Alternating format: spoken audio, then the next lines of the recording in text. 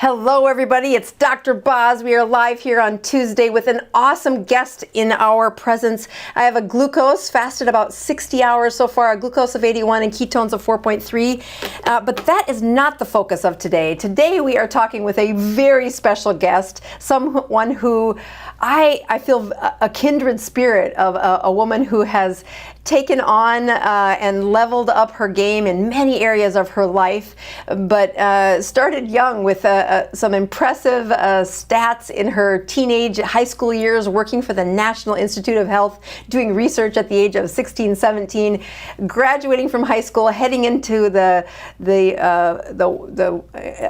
astounding accomplishment of getting into Stanford, going to college there, going to medical school there, being president of her Stanford class, and then getting a fellowship in advanced surgical residency called an ENT, or ear, nose, throat surgical residency.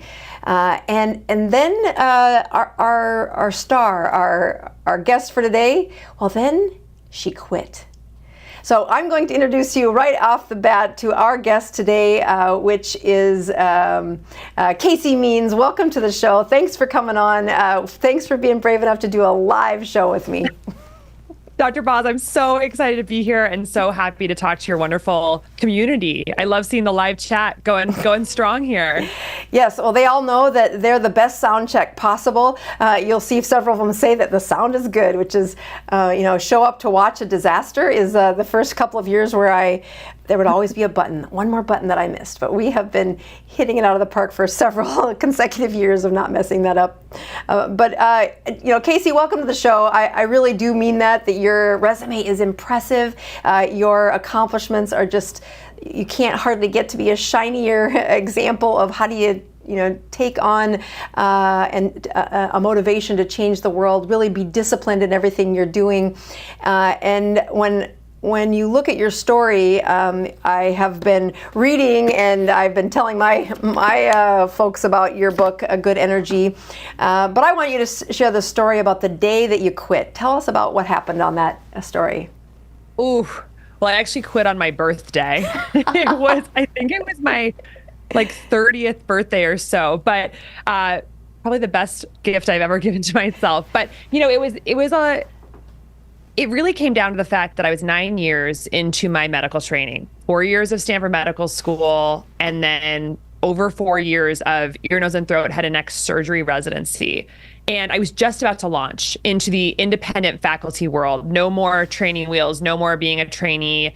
And so in that moment, I'm thinking about the jobs I'm going to take and what I'm going to do in my practice. And I'm in this 9 years deep, and I kind of realized we're in our I remember that day we were doing 4 sinus surgeries that day, including some revision sinus surgeries, people who had come back 2-3 times. And I was kind of had this out of body experience where I realized I am operating on these people all day long. And all these people that I'm operating on have inflamed sinuses, chronic inflammation, and all these other health conditions, which I'm not trained to even think about: arthritis, obesity, prediabetes, all of it. Everyone's coming in with a laundry list of conditions, so the common American stuff. And I realized, I'm operating, but they fundamentally have a disease rooted in chronic inflammation, and you can't operate on the immune system. So what are we doing? Why does this person even have inflammation? Other conditions they have, like arthritis and obesity, those also have to do with inflammation. And kind of the wake-up call I had was, I don't really know sick. I am cutting into their face unconscious on an operating room table, and I'm not totally clear how they got here, or actually how we could fundamentally reverse the physiology that's leading to disease. And of course, this was a long time coming. It was sort of reflecting on some of these themes over a long period of time. But there was a specific day where I'm like, I cannot keep doing this, because you can't cut into something that is fundamentally rooted in cellular dysfunction. So that led me down the past 7-year path of deep curiosity to thinking about, why are patients in America actually sick? Why are so many diseases going up at the same time Why are we spending more on healthcare every year and American patients are just getting sicker? Why is life expectancy going down in the country that's spending more than every other country in the world on healthcare? And sort of unraveling these questions. And what that did was ultimately lead me to being a metabolic evangelist like yourself. Because when we think about even things like inflammation, which connects so many diseases, it's not even the root of the problem. It's still one level up. To me, and in my worldview, studying this now, really the thing that is connecting almost every chronic disease and symptom we're facing in the US is a fundamental problem of metabolic dysfunction, which is a fundamental issue of how cells power themselves. I know your audience knows this, but that itself is this centralizing thing connecting everything. And it is the biggest blind spot in Western medicine. And even that underpowering of cells, it's what's leading to the next level up, which is that inflammation. So because, it was a 30-year-old, highly empathetic doctor and person, I was really putting myself in the shoes of the patient, thinking, oh my God, there is all this information about diet and lifestyle and choices we could make to reduce this reduce this chronic inflammation. And that is the path I need to take as a doctor. I did not come here to just basically wait till patients get sick and then cut into them. So I left, I quit, and I devoted my life to studying, learning, understanding, teaching about, and creating companies and content around this sort of secret science of metabolic health that is not being taught even at the quote unquote best institutions in the world. It's really a testimony, because I have several of the folks that we see in this space that have had this epiphany, but the courage to do what you did, and the steps that were obviously tugging at your soul and your brain were kind of being pulled in different directions, and either you were going to rip or the soul was going to be removed from you if you didn't say, oh my word. I mean, at this stage of your career, what was your estimated debt?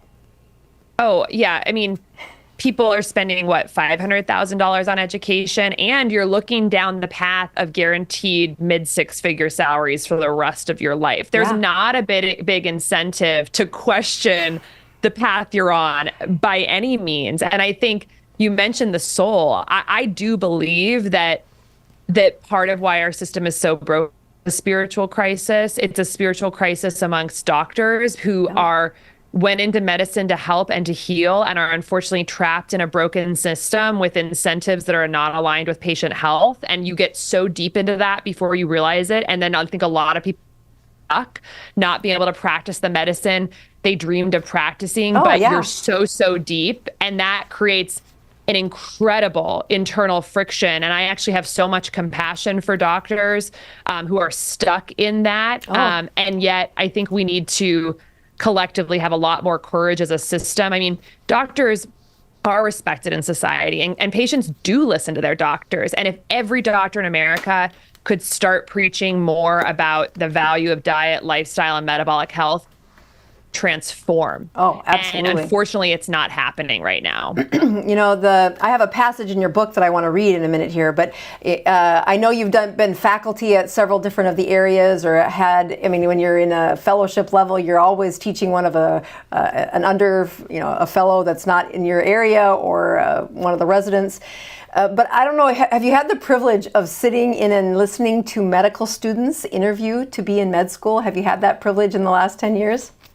I have not. I've only been on the being an applicant side of it. Right? Yeah. Well, I had the wonderful privilege of listening to, just how innocent and pure we were when we did that, and to watch. I was the physician who would take the students on medical mission trips to Haiti when I was in South Dakota, and it was so purified.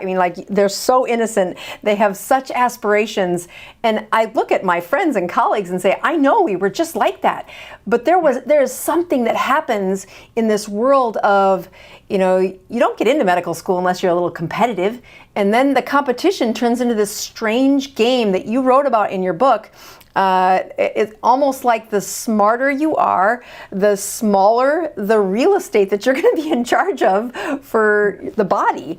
And talk about even just selecting ENT when you said, I'm going to be the kind of doctor who, I can remember an attending when I was trying to say what kind of doctor I want to be, how he glamorized ENT. It sounded like the best residency. So I wonder why you picked ENT when you were choosing what kind of doctor you wanted to be when you grew up.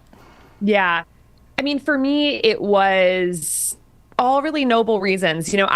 I loved the ear, nose, and throat because so many of our senses are in that area: smell, taste, hearing, touch, sight, and so you're involved in a very intimate part of people's bodies. And when you lose function or have pathology in those areas, it can change the way you interact with the world. And that was very inspiring to me. I write a lot of poetry. I do a lot of short stories. And I just felt like the rotation that I was most inspired about experiences was that one. So that for me felt like a really big call. And it also had really cool toys. You're constantly putting, cameras in people's noses, cameras in people's ears. You're seeing parts of people's bodies that they've never seen before, like their voice box and their larynx. And you're doing this 30 times a day, with patients in the clinic. So I thought that was amazing. We can show people inside their body on a screen in a clinic room without anesthesia. It's amazing. And then the surgeries were pretty cool. It does have the funnest toys. You're totally right. Yeah. And I really was attracted to that type of medicine because it not only had the surgical side to it,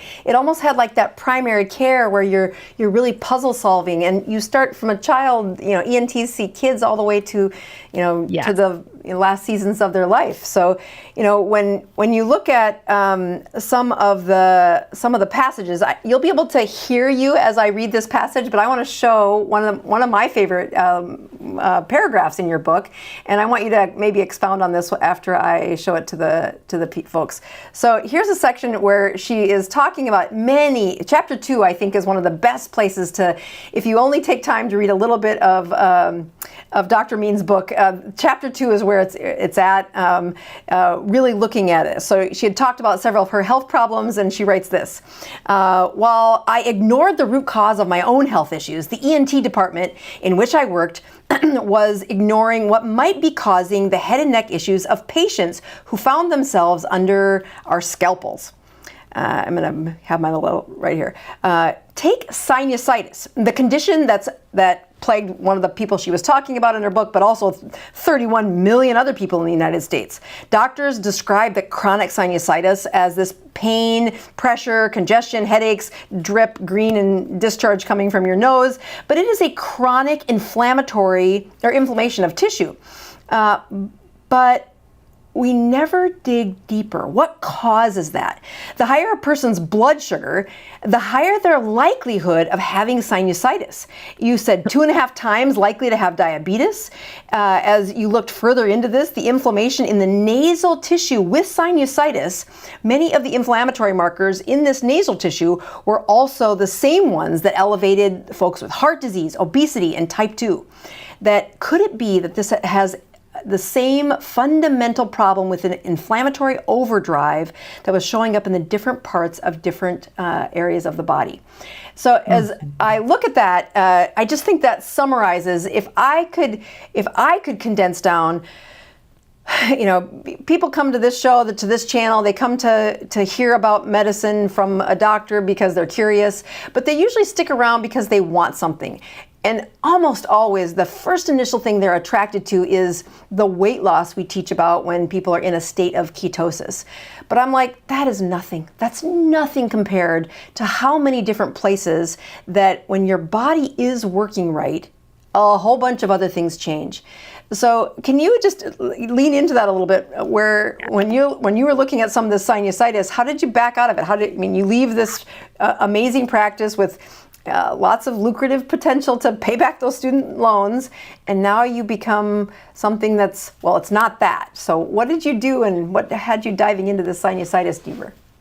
Right. Well, it really was. I mentioned that paper in that section of a paper from the American Medical Association that showed all these inflammatory chemicals that were activated in the noses of people with sinusitis. And I thought, I've seen those before. I've seen those in literature about obesity and dementia and depression and arthritis. It's all the same. And so really the wake up call, wait a minute, we have one body, and something that's happening in one part of the body is probably happening all over the body. And I mean, for the people listening, I can't quite describe how antithetical this is to the way that we're taught, because our medical system is obsessed with silos. If you think about who's the most prestigious person in the healthcare system, it is someone who is so hyper subspecialized that they're focused maybe on one little part of the body. That's rising the ranks in the American healthcare system.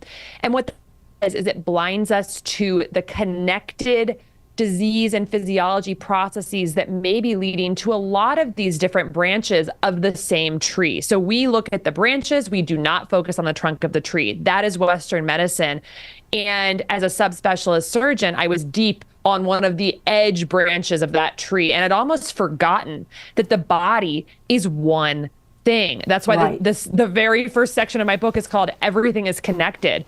It's embarrassing that that's a wake-up call that I had to have, and yet I was deep, and I think so that was it. So backing out of sinusitis was really about, okay, this body is connected. How is something, it is very unlikely that 9 different problems in this patient. What is maybe the one thing connecting all of it? And so really tracing down that path. And when you get from there all the way to metabolic health, I think the way to think of it is this, for me. We talk about all these different symptoms that people have. You might have, mood symptoms, weight symptoms, energy symptoms, arthritis symptoms. All of those, all symptoms can't arise in a vacuum. They do not rise out of thin air. They arise out of cellular dysfunction. We're made of 40 trillion plus cells. All those cells working properly and working well means that we feel great and don't have symptoms. But symptoms must arise from cell function. So then the question that we should be asking as doctors is, what is the dysfunction and what is causing the dysfunction? And then how do I remove the things that are causing dysfunction and add in things that create function? Because that would be a framework that obviously would get at the root cause. That's not the question we ask. What we ask is, what's the symptom? What's the feeling that the person's experiencing? And how do we squash that and sort of wave our hands and say that's fixing the issue? So what the research is showing us is that in 93% of American adults, one of the main causes of dysfunction in our cells is metabolic dysfunction, a fundamental how we power our cells. And this affects the whole body, because if metabolic dysfunction is happening in the brain, it's also happening everywhere else. That's a issue. So these symptoms that we're getting, they are rooted in dysfunction. And in 93% of Americans, one cause of that dysfunction is metabolic dysfunction, a phenomenon we can measure, we can track, and we can fix rapidly. So why would that not be the piece of low-hanging fruit that we focus a huge amount of our effort on in our country? Because if you can clean that up, and I'm not saying it's causing every symptom every single person is happening, but there's no part of the body that it doesn't touch. And so since it's measurable and fixable, we should wipe that variable, all of us, no matter what symptom we have. I mean, literally anything, we should get that variable off the table. And then there might still be other things to clean up, but that is one that the 9.3 out of 10 Americans should be focusing on, I would say, first. Because what does that do? It leads you to have power in your cells so they can work functionally and therefore do the job they need to do. And I think we'll find when they heal their metabolism, when they power their bodies better, a lot of their symptoms melt away, because gas is the foundation of everything. You could have a Ferrari. If it doesn't have gas, it's not going to work. Right. So we got to get the gas right. And again, it's a blind spot. It's not what our system is focusing on, which is why personal empowerment through things like YouTube and things like books and things like podcasts is where this information is coming, because it's not coming from the system that benefits off silos. Right. Absolutely. Like I look at some of the places where when I said, okay, I can't do this. I can't be that physician anymore. I have to find a different path. And then I look to say, well, where am I going to learn? Who's going to be my teacher if the traditional path isn't for me? Now, the patients were schooling me heavily. Like, I just added about 15 prescriptions over the last 2 years to every symptom you have, and everything I'm doing is making you worse. It's not the answer. This has got to be broken. And, in my world of internal medicine, it's, if I get bored with one section, I can go over to, I don't have to just be in the ENT. It's that, take on the hair loss, take on the skin, take on the heart, take on the lung, and you're like, well, this is all the same underlying pathology that is driving, find a symptom or find a system that is not impacted by a body that really has almost imploded. Well, let's take a left turn and say you left that world, you did some functional study, you actually hung up a shingle and said, I'm just going to take care of patients that want my help. And you learned the patients got better. And, you fast forward a couple of years and you are now the co-founder for Levels, which how did Levels dovetail into this metabolic understanding? How did blood sugar be where you landed? Yeah. So in thinking so deeply about how do we make people healthy and really landing on, we've got to help people understand their metabolic health, and people need to be eating and living in a way that optimizes metabolic health. One of the key metabolic biomarkers is glucose, one of many important biomarkers, but it's one that is unique in the fact that we can track it cheaply and easily.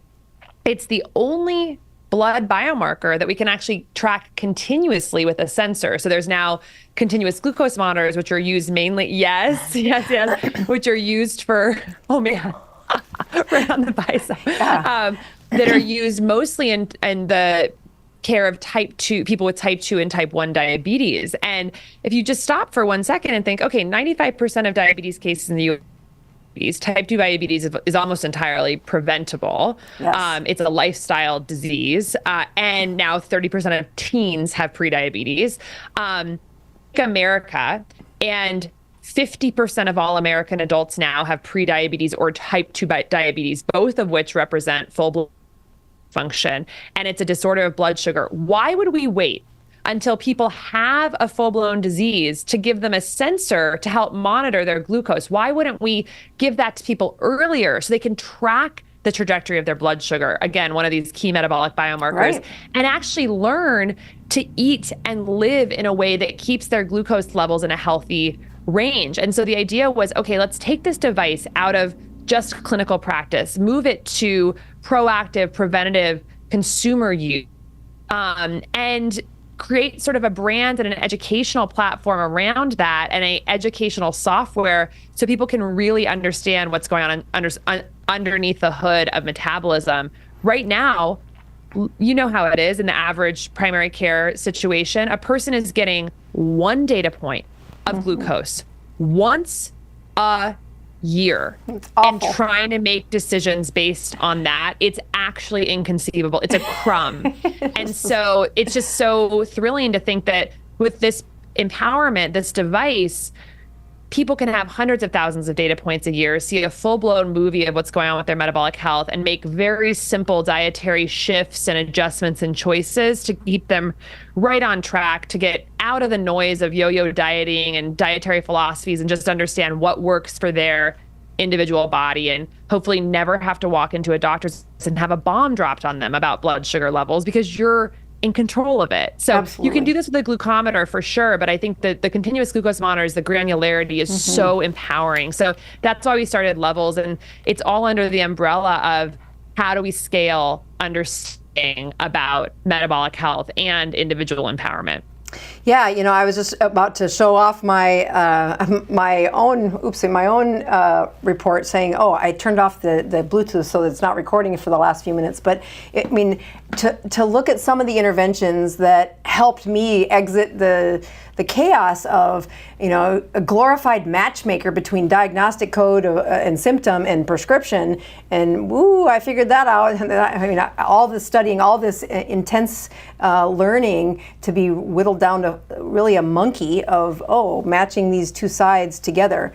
And there's several epiphany points in my career, and I think we're going to hear about another one of yours coming up in a minute, where you say, okay, it's so much more. It's so much more. And when patients see that what their blood sugar is doing when they get ticked off, when they don't sleep, when they do, I saw you on a podcast saying how much your own blood sugar improved when you walked on a treadmill versus when you did the 1 hour of exercise or versus just a slow walking. And again, even as a steward of the information, it's mind blowing to watch. Oh, in my own blood sugar, look what happened when I did that. When you change from sitting at a desk to a standing desk, which is a little weird at first, but not a standing desk. I mean a treadmill under your desk. And then watch how not only as my light bulb moment comes, how much better I am at educating the people asking me for advice. And that learning curve behind like you said, the movie of your blood sugars, nothing beats it for the transformation of patients just empowered by, hey, look, this is you. You should know more about this than me. You should be an expert on you more than me. And I mean, you have to have had hundreds of thousands of testimonies from the work you've done at Levels on how that's transformed lives. Oh, it's been astonishing what has happened. I mean, close to 100,000 people have used the product, and some of the most life-changing things. People have lost 80 pounds or more. The average person who starts using CGM, it's not a weight loss program. And yet people, because they get their blood sugar under control, of course, that's kind of a nice byproduct often. But people who start the program, our early data is suggesting that people who start the program with over 30 end up losing over 2 BMI points just by basically using the CGM and self-guided feedback, which is amazing. Because there aren't a lot of good weight loss, and if this is very sustainable, I believe it will show to be sustainable weight loss because it's learning just how to eat and live in a way that stabilizes blood sugar and likely lowers insulin levels. So it's incredible. People have reversed their PCOS, their prediabetes, their or their triglycerides, hundreds of points, energy levels, better sleep, all sorts. We get testimonies all the time, and what's fascinating is it's to reverse any disease. It's not a disease reversal product. It's truly just about awareness and seeing under the hood. But people are so smart. And when you see your own data, you can, you might have been wondering about what to eat for 30 years. And if you can just see, oh, this is not working for my body, or it's not working for my body in this context, or I need to adjust it a little bit. It's like, it's so much peace and not having to like wonder. So that's what I love about it. And the changes, in our customers have been really, that's what keeps all of us going. Yeah. Well, you've done incredible work, and I actually want to give you a chance to say, your book is, I told my team, we could practically just read out this, paragraph every couple of weeks and have content that we've been saying for a couple of years now, but it really is in a nice, some good stories in there. And the story you talked about with the woman who was right before when you quit your residency, where you said, okay, I'm going to put another scope in another orifice and, give false hope to someone that their underlying disease state does not deserve a procedure. It needs a whole transformation. And I want you to, as that is kind of in the background of the story, talk about what happened with your mom. The book is dedicated to your mom, and much like my first book, what happens when young, smart, driven women have mothers who nurture them out of the. I was from a dynasty of hog farmers, so I am not in that lineage anymore, and I am that as a testimony from how my mother mothered me, and her health problems really inspired me to say, I have to do better. For all the sacrifices they did to get me where I am, I have to do better. Talk about how your mom really played into this story. Oh, well, my book is dedicated to my mom, and my mom, Gail, was my best friend and just the most amazing woman I've, ever met. I keep a photo of her with me at my desk all the time because it's just, she's my inspiration. But, she unfortunately is kind of represents the archetypal American patient today who is so faithfully dependent on the healthcare system and is ultimately let down by it. Going through the revolving doors of every specialist, with so much faith that this is going to help, and yet never heals. They're managed but not healed. And I think so many people are feeling that right now. They're taking the pills, they're seeing the doctors, but are we really getting better? For many of us, when it comes to chronic lifestyle conditions, it's not. In fact, the more medications we prescribe for every chronic disease, for most of the diseases, the rates are actually going up the more we prescribe medications, which if you think about that for 2 seconds, that's not a great model. And so my mom, from her late 30s onward, was developing all these individual sort of symptoms and codes and seeing different specialists for it. And ultimately, in her early 70s, received her fatal diagnosis, which was pancreatic cancer. And between the time of her symptoms cropping up and her death, it was only 13 days. And at that time, she was seeing what many would call the best doctors in the world, Mayo Clinic and Stanford and Palo Alto Medical Foundation. And they truly looked at us when she passed away so quickly, and they were just, oh, we're so sorry. This is so unlucky. And I knew enough at the time, because this was only 3.5 years ago, to just know how ridiculous that statement is, that this is so unlucky. Because every single diagnosis she'd got late 30s to 70, we're all on the metabolic spectrum. Right. The cancer that she died from was predictable. And so for her person, what she kind of racked up over the years was, it was starting when she had me at about 40, and I was almost a 12-pound baby.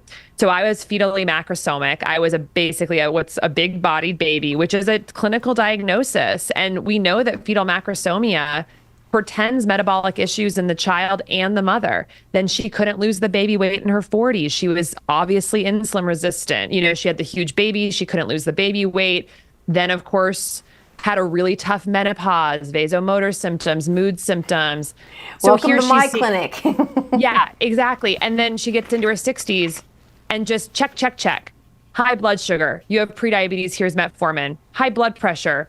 You have hypertension. Here's an ACE inhibitor. You have high LDL, high triglycerides. You have hypercholesterolemia. Here's a statin. And then 72, pancreatic cancer. She's dead 13 days later. And looking back at all that, with what I know, why I'm so mission driven is because if someone in that system across her endocrinologist, cardiologist, OBGYN, weight management doctor, oncologist, primary care, if any one of those doctors had a metabolic framework, which is following the science, that is what the science is telling us. If they had put the pieces together rather than holding all this apart, like these were all separate silos, we could have put together a plan for her to heal what was broken, which was her mitochondria, her metabolic machinery. And I would have put her on such a plan to do across every spectrum of what she was trying, food, sleep, exercise, et cetera, all towards building mitochondrial capacity. And I think she would have had a very, very different outcome. That's not a framework we have. So that's the framework that I am so desperately trying to bring into both to individuals, but also to the healthcare system and even to the government. I'm lobbying in Congress. And because we have to shift to a root cause framework, treat the trunk of the tree rather than branches, or else we're going to see so many more millions of lives cut short, and also just suffering during our lives. I mean, kids with prediabetes and fatty liver disease and associated depressed blood pressure, this is not good. This is not a good look for America. And so on every level, it's about really taking my mother's experience, which is so emblematic of a larger problem. And take just a minute and share, mainly because I chirp about this and my audience is going to know this well.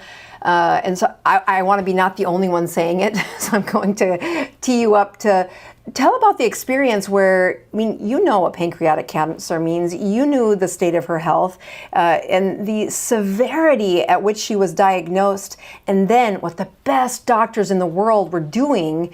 It's almost like that moment where you said, I can't scope another person. Tell about that moment where you're getting offered something that would have been a tragedy that you would have had to sacrifice had it not. Go ahead and tell the story. So she has the stomach pain and she goes to her primary care doctor. They get a CT scan. And then just this is hard to even share, but she got her results from her CT scan by text message.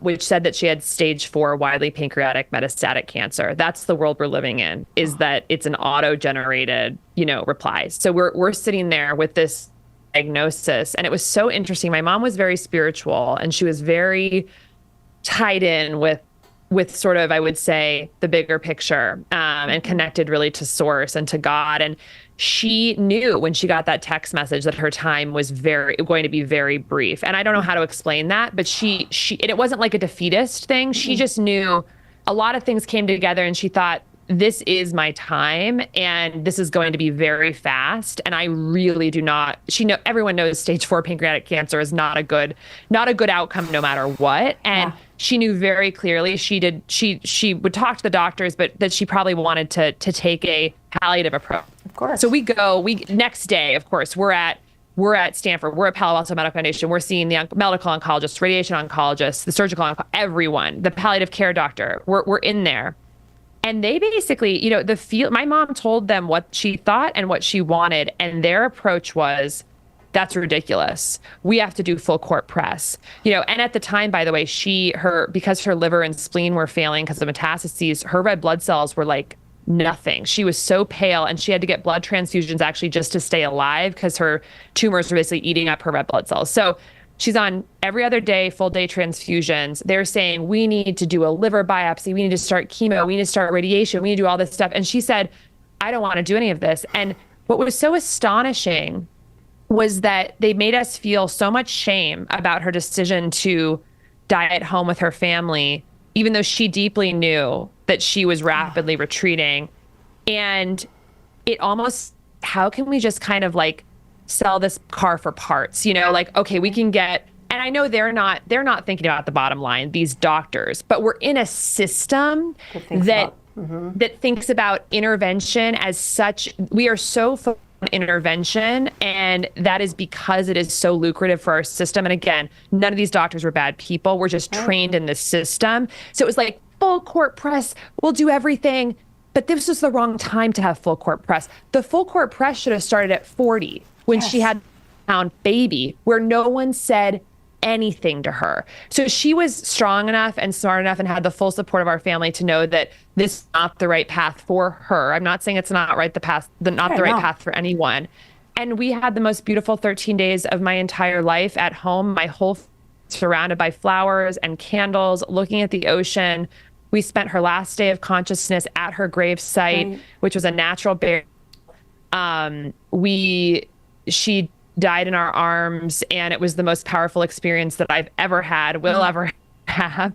I think about childbirth, but it's and the fact that the system is so indoctrinated to discourage that type of thing, I think is disastrous. Not to say everyone should take palliative care, but no, but I think the beauty is, in your book, you were very vulnerable in this moment where you said, had you not gifted these moments with me, there would be a void, there would be an absence in your wholeness, because you deserve that as her daughter, and this place where the skills it takes to be in the places that we are privileged to be in. But it is not in a vacuum where you don't deserve that choice, that right. And we have the knowledge and the letters behind our name to be able to say, I don't want that. I don't want that. You don't want that. And so to empower your mom to say, just stand strong here, Mom. I can remember doing that for my mother as well, just saying, hang there, I've got you. I'm on your side for 100%. And even after that time, you write about going back to this woman to woman, doctor to doctor, and asking this colleague, what were you thinking? Yeah. And that cognitive dissonance that we talk about in other parts of our culture, but as those medical students vying for the coveted slots to be in medical school, and the things we do and the service we have and the generosity in our hearts, and then to have our colleagues, and you were a victim to it as well. I've been there too, saying, well, isn't that what we're supposed to do, is stay in this pack, and as soon as you step out of the pack, damn, it's easy to to beat you up, to tear you down. And it is why I really do, if you're looking for a great summer book, this is amazing. If you're looking for a gift for somebody, in the show notes you'll see any way to get a hold of Casey Means. We are going to talk about one thing that I think gives us a little difference. So I warned her about this. Before I do that, I try to pay some bills. So I'm going to give a quick commercial for what we're doing next week. And you actually know about what I'm doing next week. One of the things is, let's see, circle video. No, not that one. Hold on just a second. Website Loom. What we're doing next week is Nick Norowitz is going to be our guest, and I'm super excited about some of the things he's going to be talking about.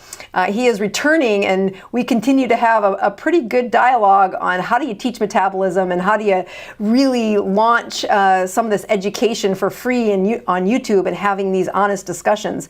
But I also want folks to know that next week during that live, there's going to be a 50% discount on one of the courses that I use to teach, which is Consistently Keto. We have revamped the whole thing. If you've bought it before, you'll get the new version without any fuss. But if you haven't bought it, stick around, because next week on the show you'll get a 50% discount that will only be open for a few days. But we really do want to get people, if you were going to be my patient, this is exactly the curriculum that you would go through to really get your brain around how do you help yourself, how do you teach the people around you to not have the story like Gail, like Dr. Means' mother, or like what my mom suffered from. I also want to just make one more plug that if you are looking for levels, we do have levels on our Dr. Boz Favorites page with several of the other things that we talk about on there. I won't take time to go in that because I do want to hop over and read something that is, when I read a book, I will dog ear in the book some of the things I learned. And so I want to read you the message that when I had been looking for a way to explain this, and when I read the way Dr. Means explained it in her book, I just think it's worthy of reading out loud, and I think it will bring us to a place where the folks watching know that I'm a huge proponent of a ketogenic diet, that looking at a way to measure your body is using the alternate fuel. I'm sure that the 20 plus years of seeing internal medicine patients, many of which were insulin resistant or using the wrong fuel for far too often in their lives, had caused the pathology, and we're saying, how do you reverse that? There is a way to reverse that. But as you watch some of the debates, one of them is this notion of fiber. And so I'm going to pull this over and read this from, I think, page, let's see, what page is it on? 132. And it's on butyrate. So before I read it, I just will put the framework of what we're talking about. When I look at some of the debates out there that say, oh my goodness, you have to have so much fiber in your body in order to, and then XYZ. Your bowels can't function without it, and you'll find the debate of what is the antithesis to you can't do a ketogenic diet. Fiber becomes this issue.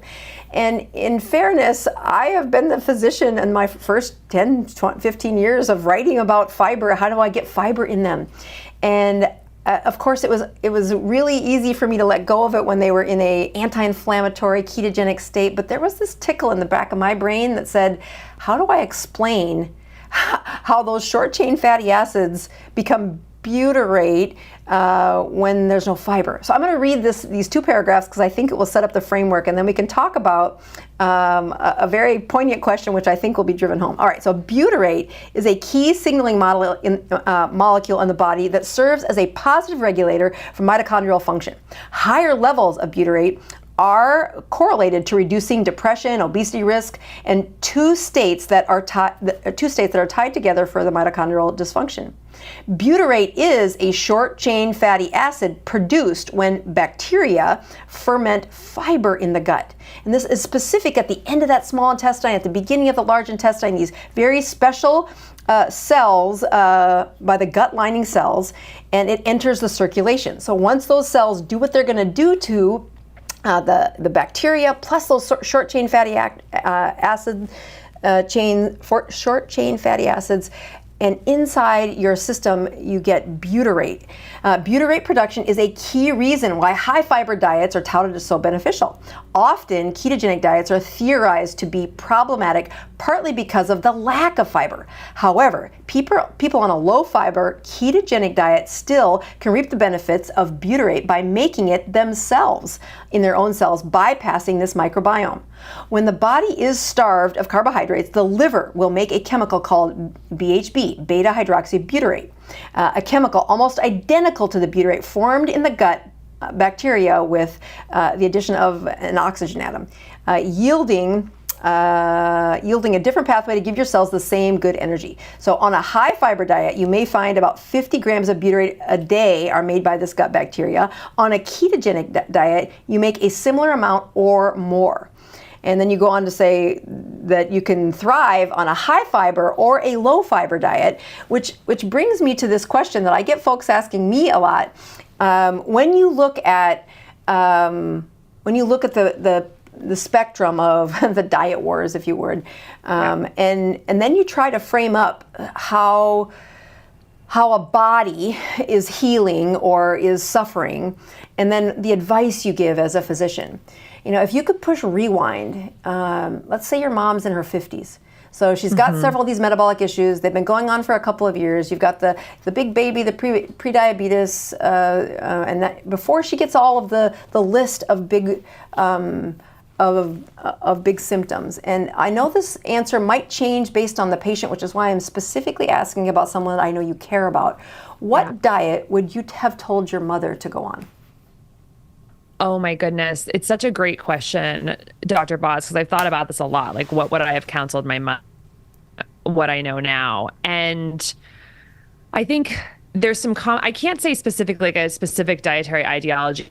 What I would be doing was creating a diet that I know was all focused on improving mitochondrial health through different strategies. And so some of it would have to take into account like what my mom's preferences were, because I think there's some different ways that we can work towards cellular health. But for instance, in the book, I talk about 5 elements of good energy meals, because I like to get past sort of diet wars and think about like, what are cells made of? What structural building blocks do cells need to function properly?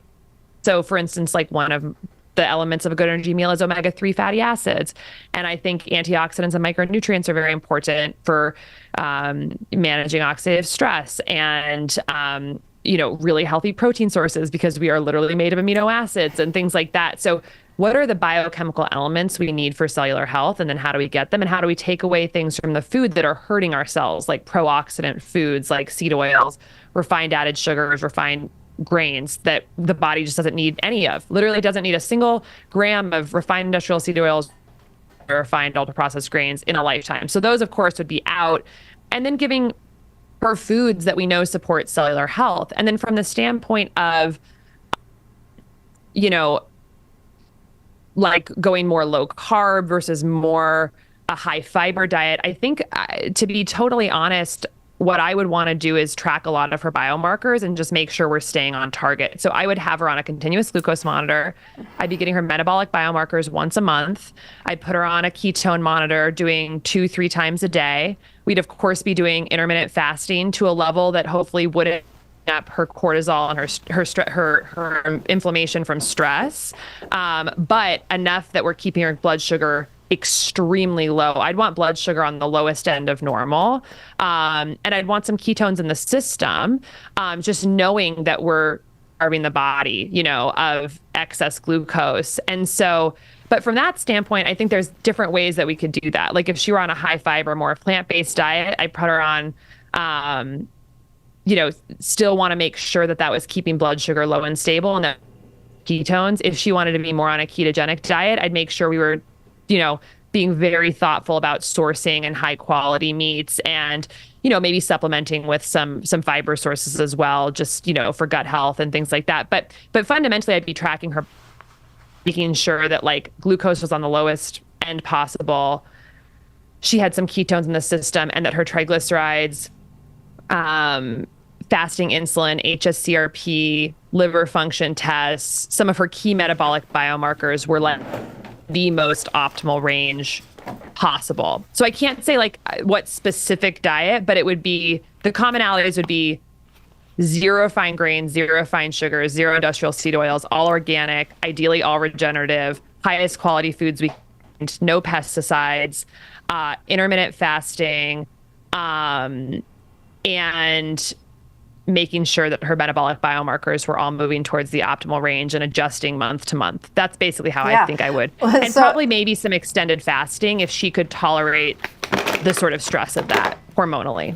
I was trying to see if I had a can of sardines. I was trying to show you that, you look at all the things that you just marked off, the protein and the fat and the omega-3s and the, keep out the toxins and no seed oils, and you're like, yeah, sardines. Sounds like a really good menu. Yes.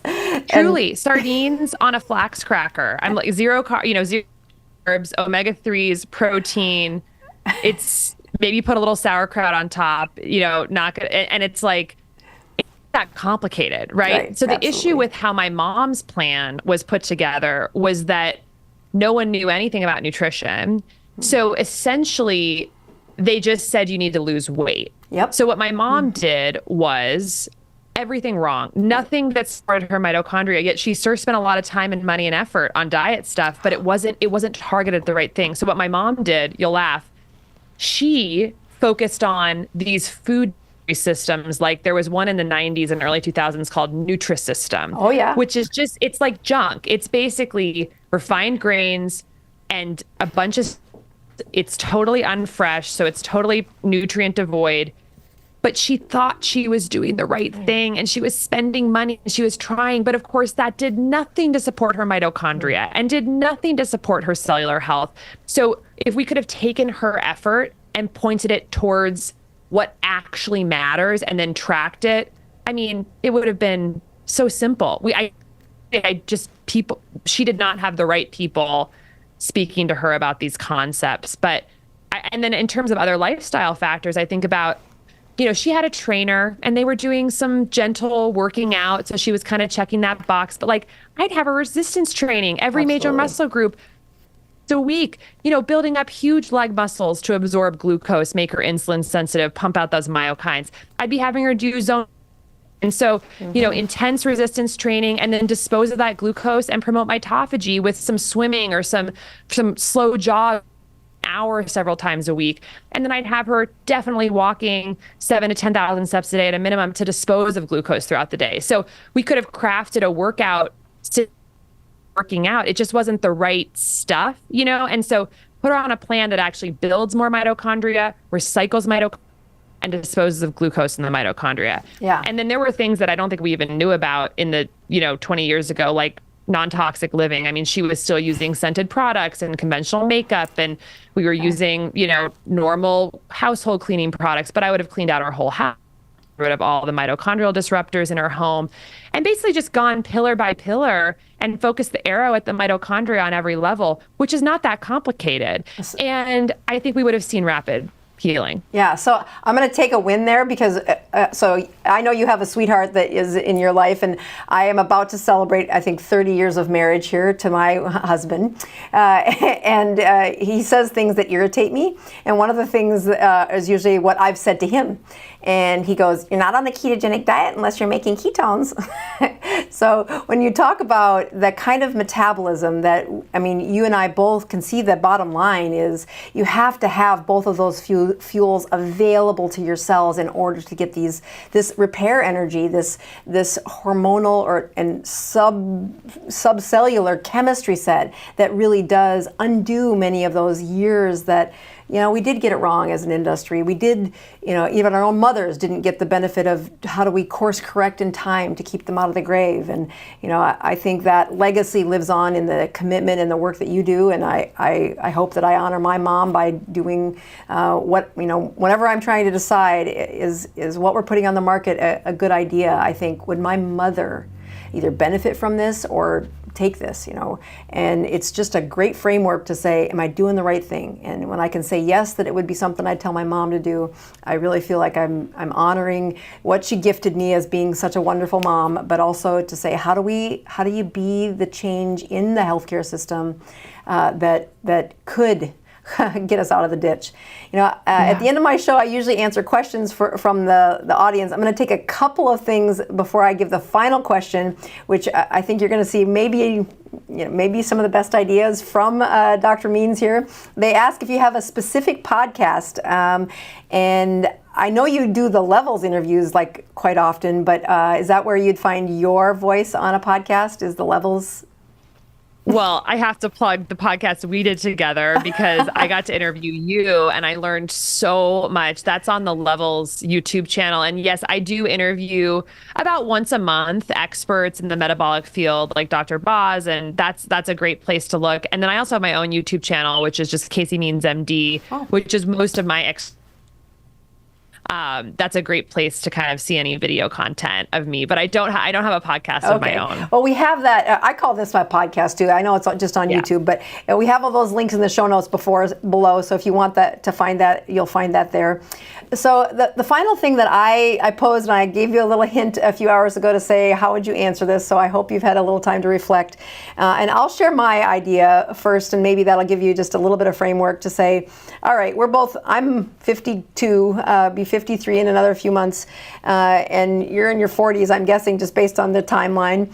And if we fast forward to our 70s, where our mothers really met the fate of their health, what is your vision and what is your dream that we will have access to that our parents didn't in the world of our healthcare? I'll tell you one of the things that I'm most proud of as I exited stage left saying, I'm just not going to do this bill every single patient, teach one at a time. I'm going to give away as much for free as I can on a YouTube channel and do that kind of level of teaching that hopefully can lift people out of the darkness that my parents lived on. 800 people lived in my little town in the middle of nowhere, South Dakota. They aren't going to have a convention center to run up the street and learn from. They're going to need to get the information off the internet. So to be a source there was something I stay committed to. But in a moment of desperation, actually, as I had moved practices from one state to the next, I was waiting for medical licenses to do what they were supposed to do. And I said, I've always wanted to teach people in a group, to lead people through what I would tell my patients to do, but not be telling them one-on-one, but to be doing it in a group. And when I look at the amount of education that it takes to, all the things that you just said about your mom, they sound lovely on a podcast, but to specifically tell old people, and I'm one of those old people, to specifically tell people this is exactly what she means when she's saying that, that's the kind of education and the kind of intimacy that I think we should be offering as we try to say, how do you reverse that? And twice a year, we do a 3-week class called the 21-day metabolic kick. And it is the same protocol that if you have had seizures or you had cancer, that it would be that level of intensity that I would do in your case. And we have people in their little classrooms. It's a live event that is only done twice a week because it's exhausting, but it is probably the best medicine I've done in 25 years. That I think that the future of medicine cannot be done one-on-one behind the exam room door. There's just not enough physicians. They don't reward us enough for the education, which is the key component to saying, if I'm not going to give you a pill, then I need to give you the education, the knowledge to change what you're doing, and I cannot get that done in 13 minutes or less. And so I think of what I hope is available is a continued source where physicians who are great at teaching, where that's their passion, they offer things. And I'm doing as much as I can. I think I would burn out if I did it any harder, tighter, stronger, longer. But it's my dream that when I am in the ages where I need to learn more about my health, that I can find something like that. So as I give you my idea, let's end without getting a lot of their questions answered, but to hear what's your dream that when you're 70, what medical system do you hope you have in front of you?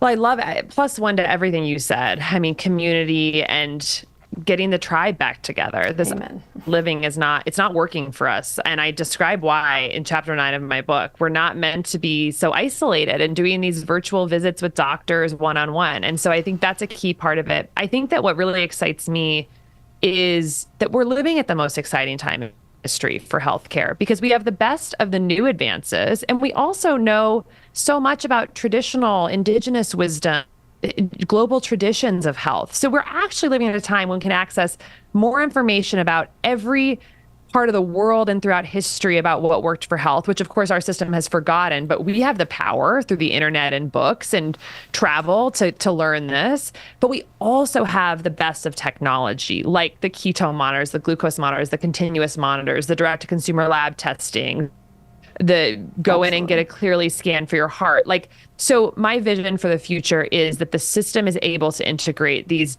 different poles together in a way that we're not having to piecemeal our own holistic health journey together with, essentially these disparate things. Right now, to be healthy and to essentially get the best out of the system, you are having to be like a part-time coordinator of so many different channels and people and systems, and that's not the way it should be.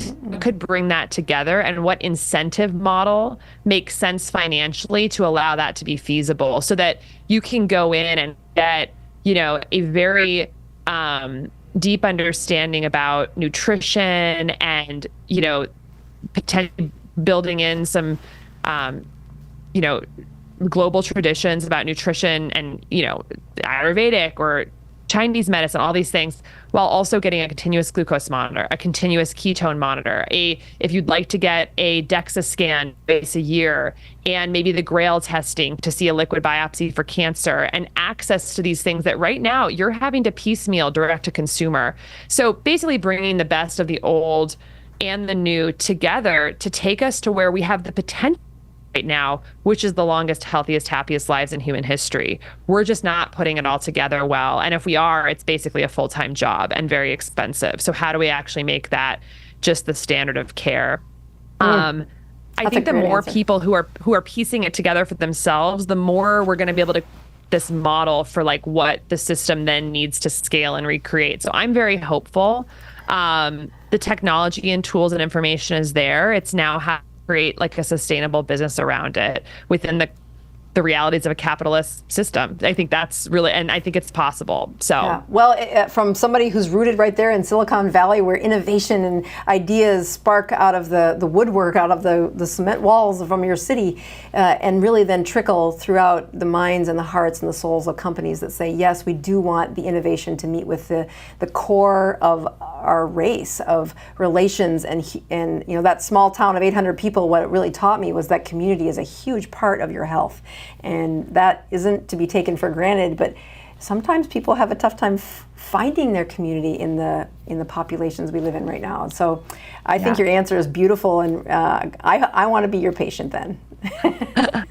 And then I think the last thing I would mention, we got to also bring back like the bigger picture into health. The spirituality, I think I mean, it's not just a body, right? And I think that's I think above everything I just said, I think getting back to a sense of awe for this miraculous experience that we're all having right now has to actually be the most foundational level, because we've totally lost awe, I think, for the human body, for the miracle of being alive, for our connection with everyone else in the world, and also if we are to the spiritual realm. And I think that true health actually stems from that place, and so I would just add that also. It's critical. That's beautiful. Yeah, I look at that connect as I have 3 sons headed out into the world now. My youngest just graduated from high school, saying, what is it I did that was right? And I do think that sense of our faith and our family and our service to the community around us, it was way more important than the piano lessons and the calculus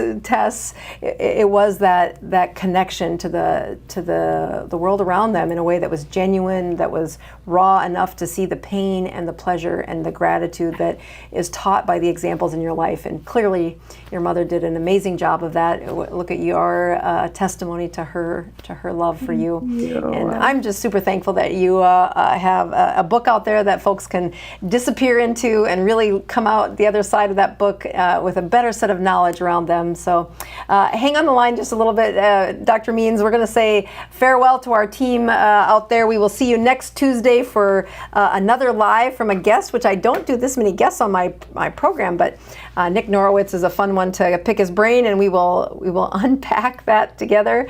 And I will see you guys out there signing up for another week of improving your health, one ketone at a time. Thanks, everybody.